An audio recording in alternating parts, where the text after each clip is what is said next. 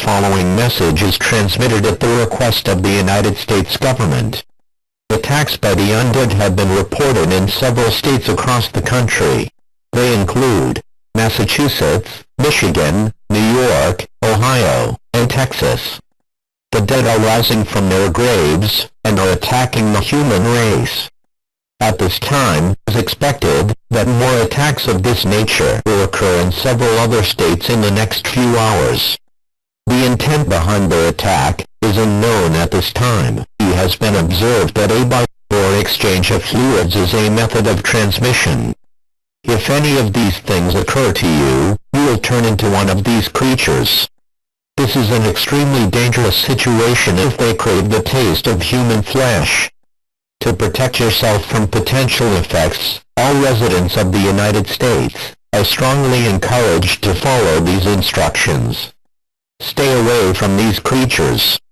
Get inside a building with few doors and windows. Do not make eye contact with them. Doing this will incite attack. Seek shelter in a room above or below ground, preferably one that is blocked by several doors. Do not use any electrical devices, as this may attract them. Make sure that you take food and water with you to your place of refuge. It is not known whether this event will last for hours, days, or even longer.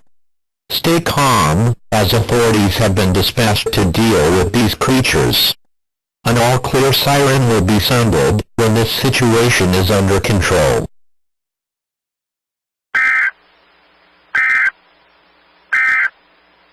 Federal officials also on the way to the scene right now.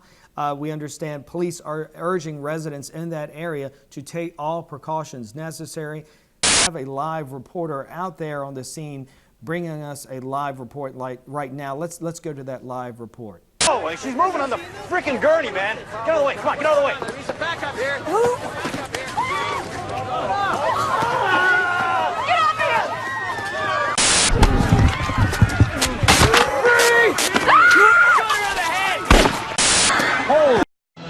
We interrupt our regularly scheduled programming for a Channel 3 special report.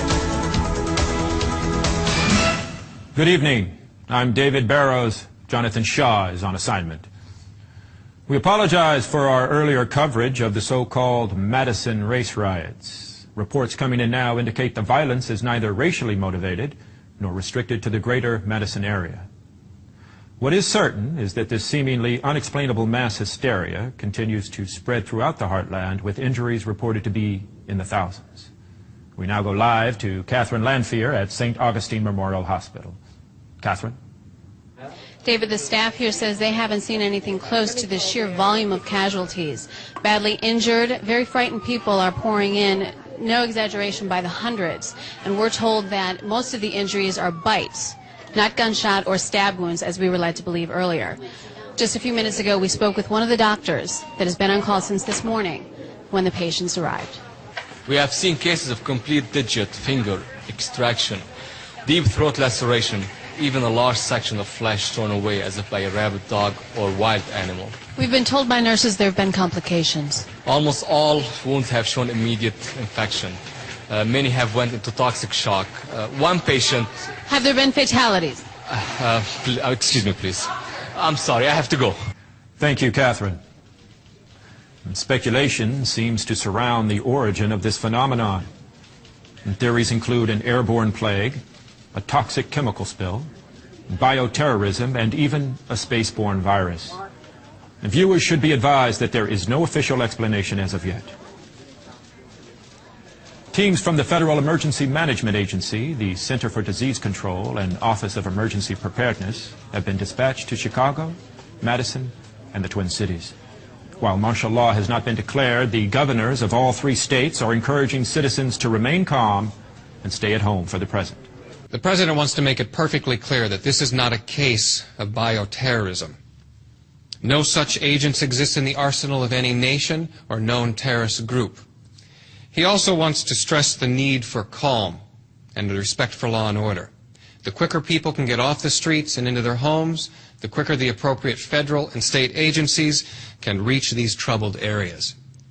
Although a further call-up of reservists is on the table, Our current overseas military assets will remain in place to reassure our allies that this is a minor, containable situation that we expect to see fully resolved in 24 hours or less. Again, that was Press Secretary William Kaplan with the first official statement from the White House a little over 30 minutes ago, stressing calm and what he assures us is a fully containable situation. I've just received word from my producers that a tape showing one of these random attacks has been dropped off at our studio. I'm being told that the tape contains graphic material and violence. Doctors still appear to be baffled by this new so-called super flu. They're still unsure of exactly how it spreads, and with it reaching near epidemic proportions, the quarantine was enacted and enforced by the National Guard early this morning. Armed troops are not allowing visitors in or letting employees out. As you can see down there, hundreds have gathered at the hospital's entrance, some wanting to see loved ones, but most simply demanding medical attention. Residents are shocked that such a strict quarantine was enacted over something like a flu, with symptoms such as nausea, fever, chills, disorientation, and in extreme cases, reporting catatonic states and delusional aggressive behavior. People have been trying anything for some sort of relief. Drugstores are sold out as of now of a cold medication. There's still no more flu shots available. Hospitals are working well beyond capacity. Doctors still unsure as to what has caused the infection and do not believe it's even related to the flu. Initial reports of recently deceased patients coming back to life have been dismissed as, quote, absurd rumors, end quote. Diane, I've now been told this is now a restricted airspace, so we will have to cut our coverage short. God. They're firing into the crowd. It appears they're firing into the crowd.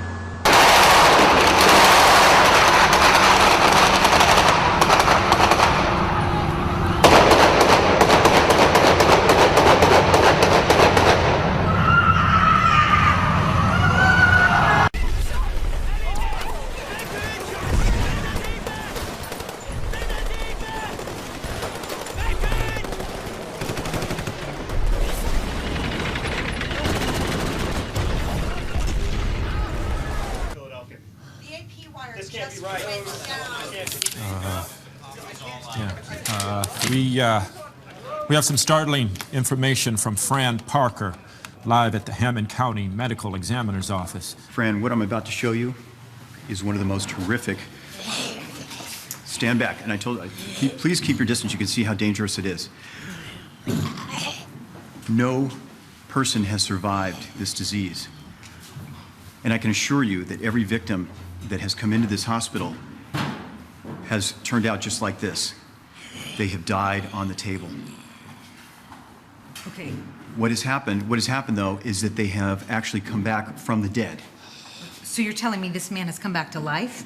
I know it sounds absolutely impossible, but what we're talking about here is reanimation, but of dead matter.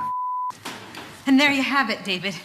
The dead are alive, and there's no cure, and there's no explanation, and there's no nothing. Oh my God! David, cut away! They are dead. Yes, in that the circulatory, respiratory, and other vital functions have terminated, these subjects are technically deceased. Please just let me get through this and then I'll take questions. The infection is spread through direct fluidic contact. It must enter through the bloodstream through an open wound. Infection duration depends on the size of the wound and its proximity to a major blood vessel.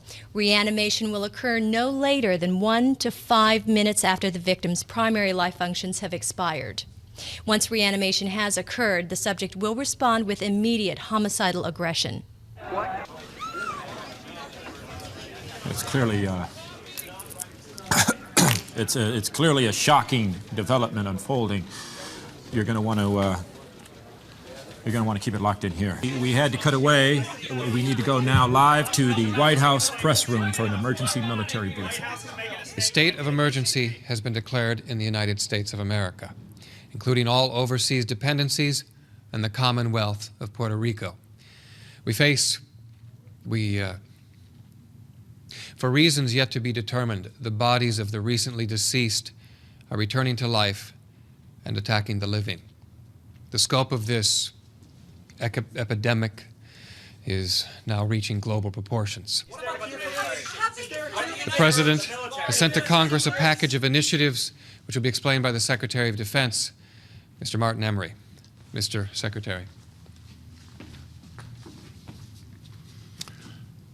As of 8 a.m. Eastern Standard Time, the President has declared the continental United States under martial law. A nationwide curfew of 7 p.m. tonight has been put into effect, and any citizen caught outdoors between 7 p.m. and 7 a.m. is subject to arrest and detention without counsel. All reserve military personnel and National Guard are ordered to report for immediate deployment. All law enforcement, firefighting, and emergency personnel will be federalized effective immediately. All communications facilities, including the use of landline and cellular telephone facilities, will be reserved for military and rescue operations. In order to halt the spread of this contagion, our nation's borders to Canada and Mexico have been sealed. No longer seek shelter in private residences, no matter how safely protected or well stocked. Retain all ownership records of private property, but do not attempt to transport or defend said property.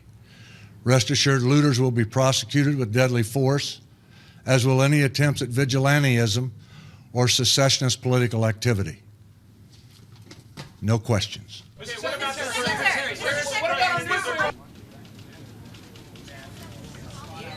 That was the Secretary of Defense with the announcement that the dead are somehow coming back to life.